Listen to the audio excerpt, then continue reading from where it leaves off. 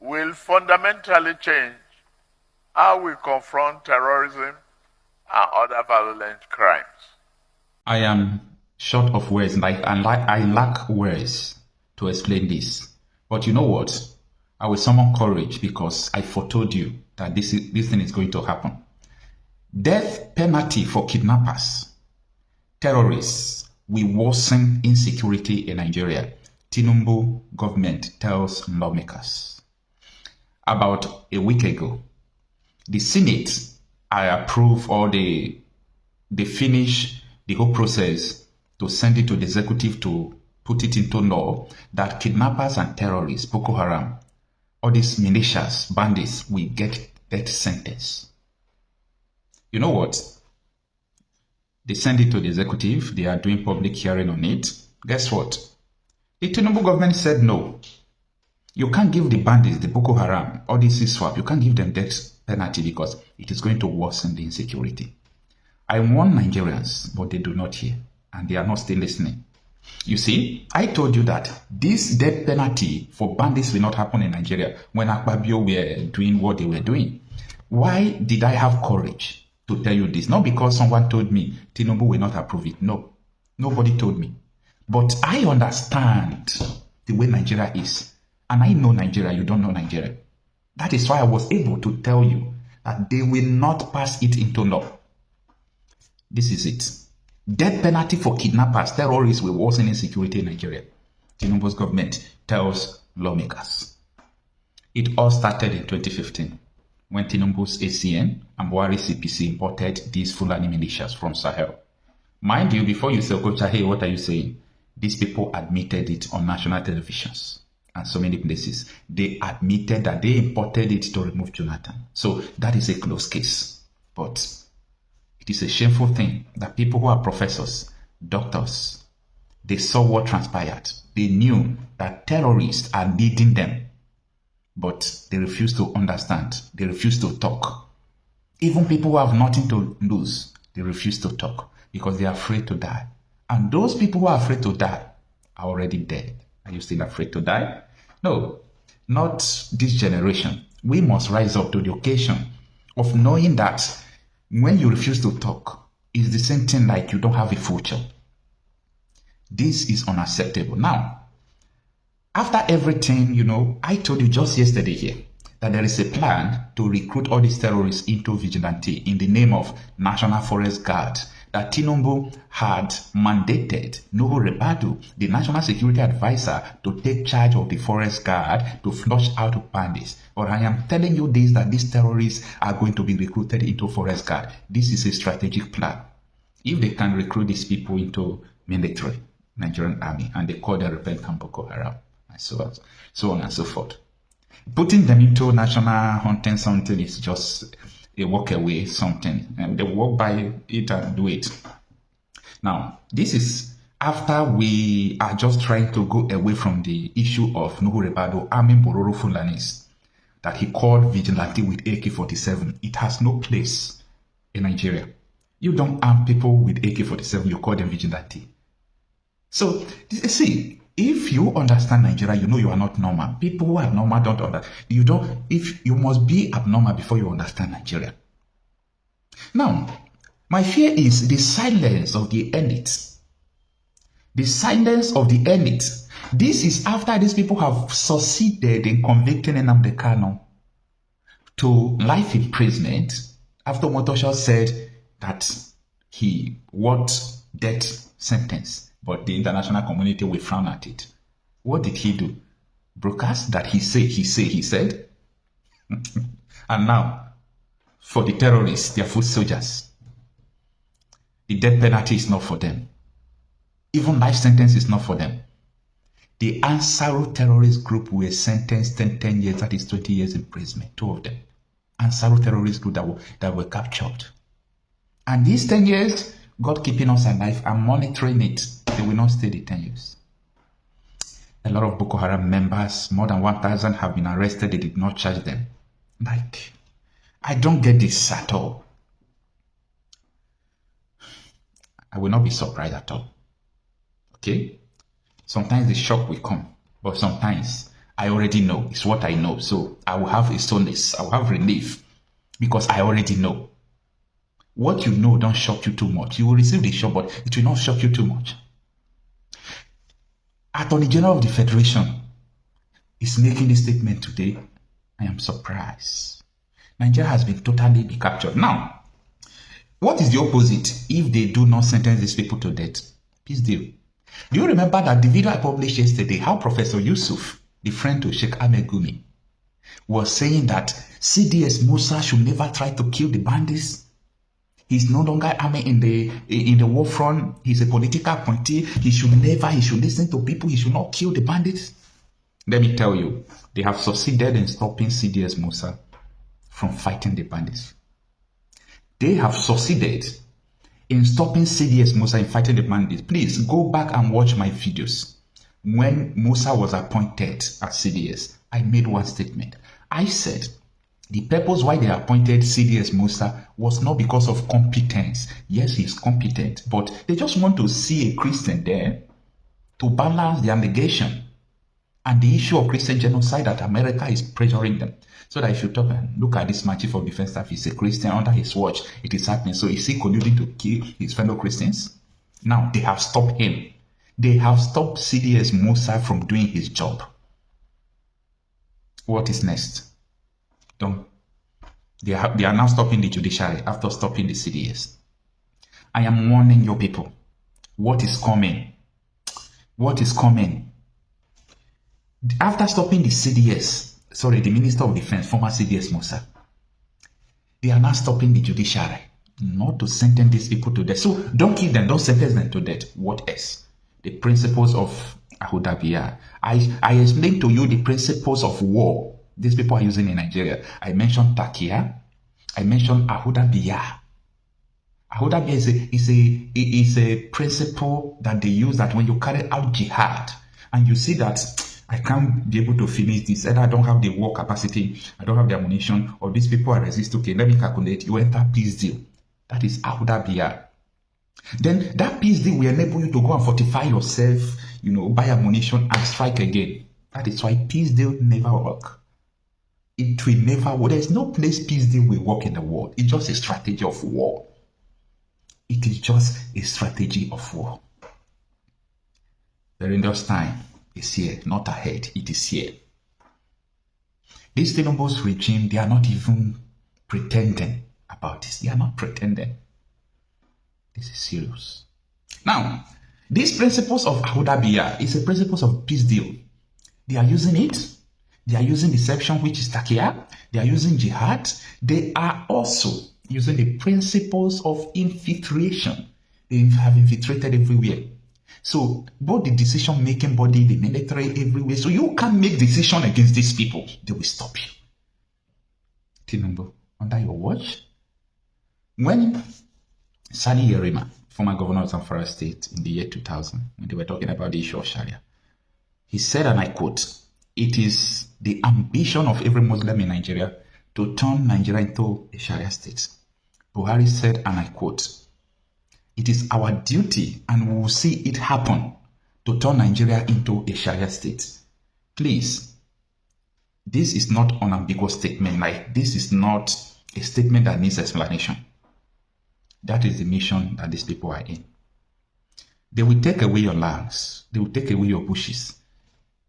Putting up stiff fight is a good thing. But the time is now to do whatever you want to do.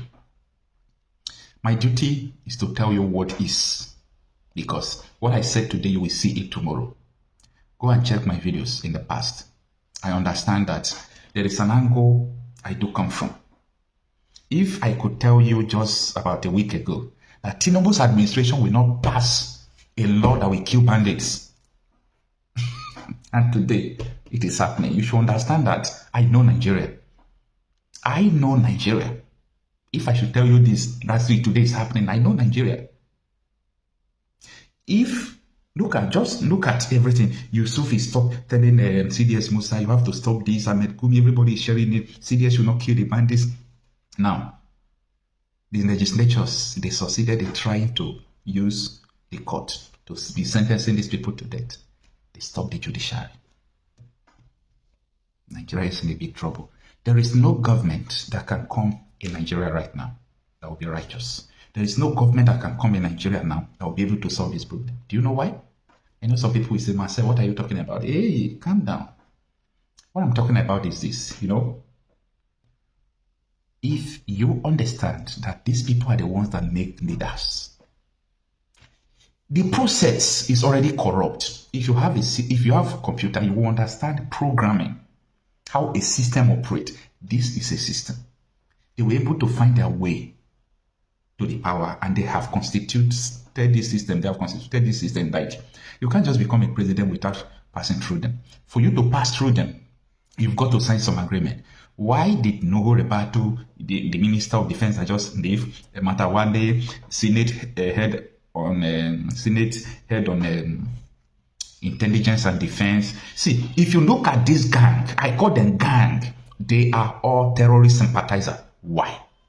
That is the question. All these people are terrorist sympathizers. Why?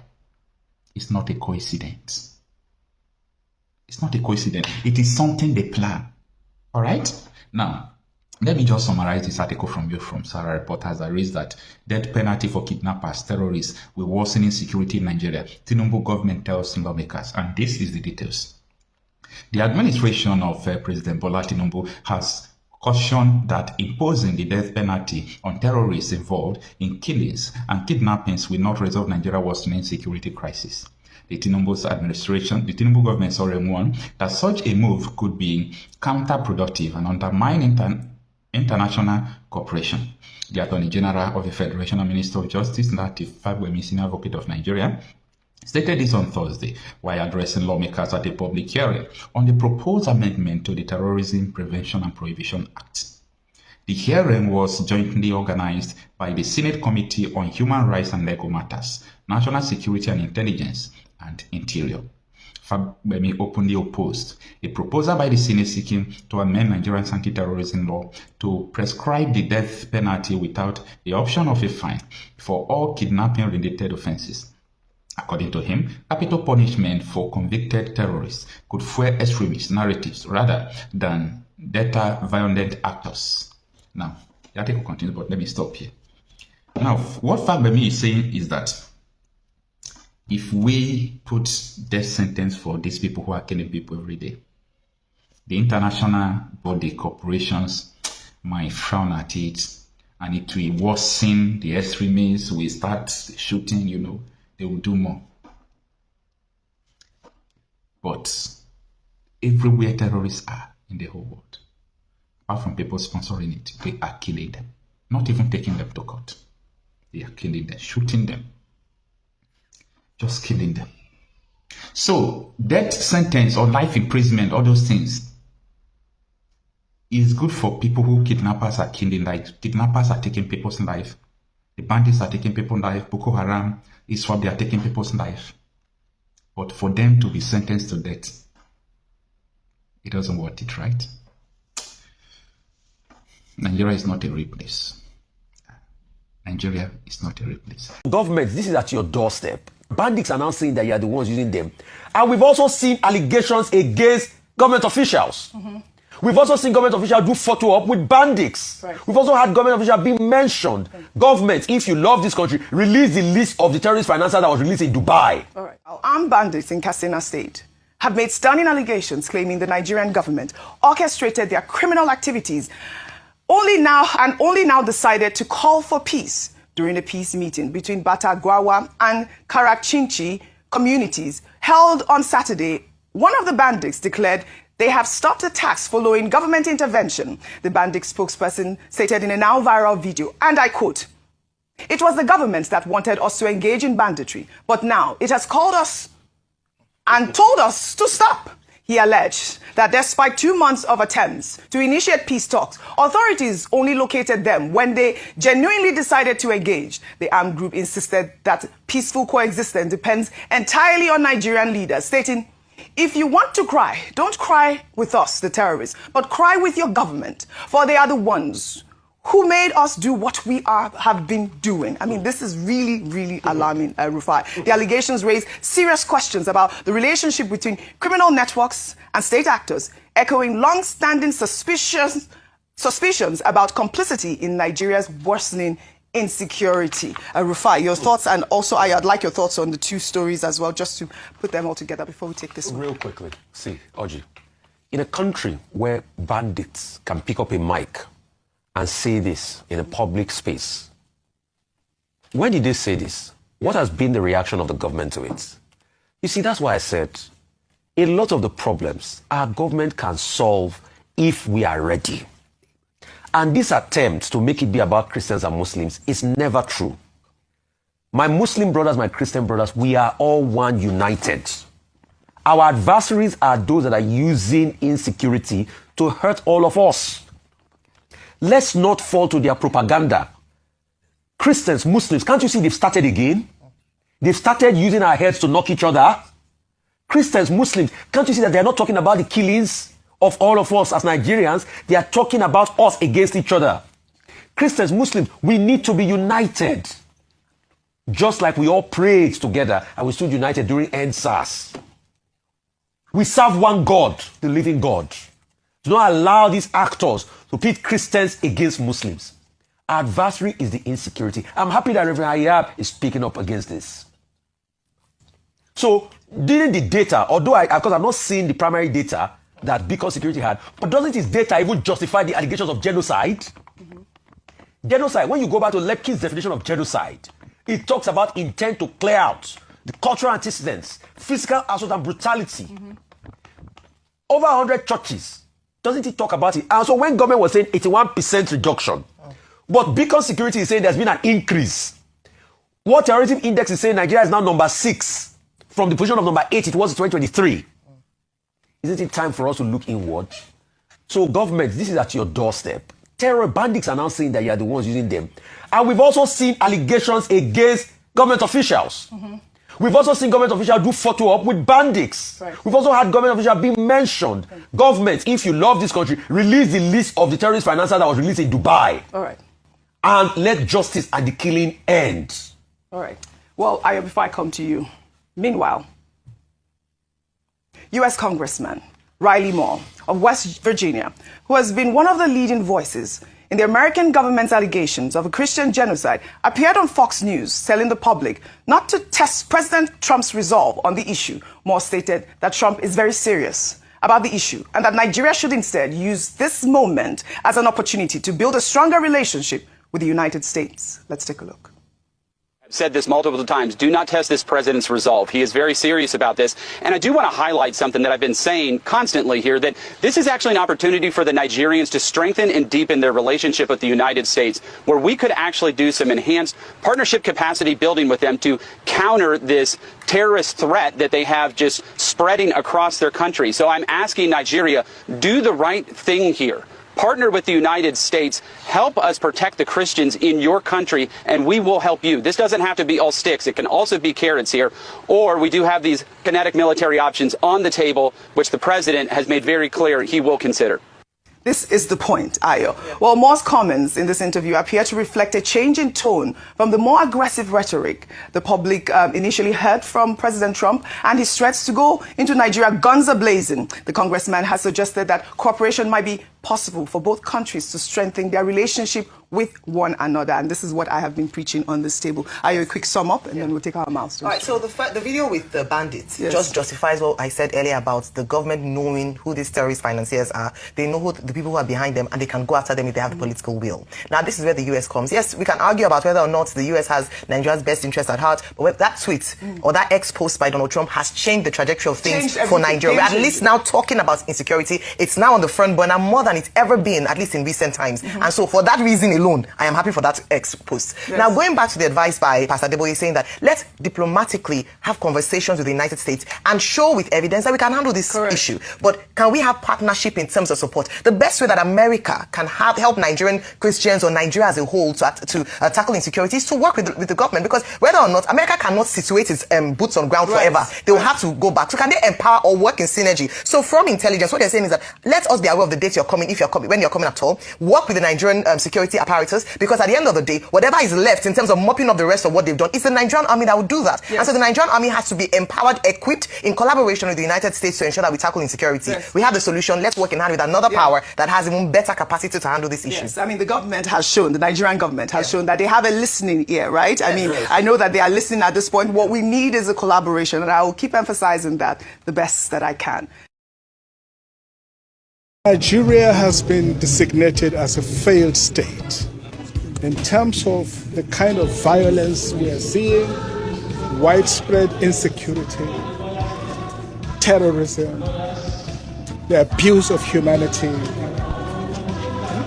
criminality, rape, killing, maiming, destruction. We are a failing state. And the solution is nothing than the need to give birth to a new Nigeria. But now, today, we are seeing that a fraudulent constitution in the hands of people who have hidden agendas, who hate our country, who are beholden to Niger, Mali, Chad, and other foreign countries. They have nothing to offer us. Well, I will tell you, in the Northeast alone, more than 3,000 churches have been destroyed. More than 400 priests and pastors have been killed. And there is a pattern that is reserved only for Christians, and that is beheading. Last year, the Kanu chairman of Adamawa was beheaded, even after a ransom was paid. We have been told that the so-called bandits, you pressmen have been forced to call them bandits. They are not bandits because bandits do not bring down military aircraft. No bandit has the capacity to bring down a military aircraft. No bandit has the power to attack Nigerian Defense Academy, the premier institution for the training of our armed forces. No bandit has the capacity to do it. Only terrorists have the capacity to do it. We are being told that these terrorists are part of the insurgents because they do these kidnappings, they raise this money in order to fund the insurgents. And General Abacha said that if insurgency goes for more than 24 hours, some people in high places know something about it.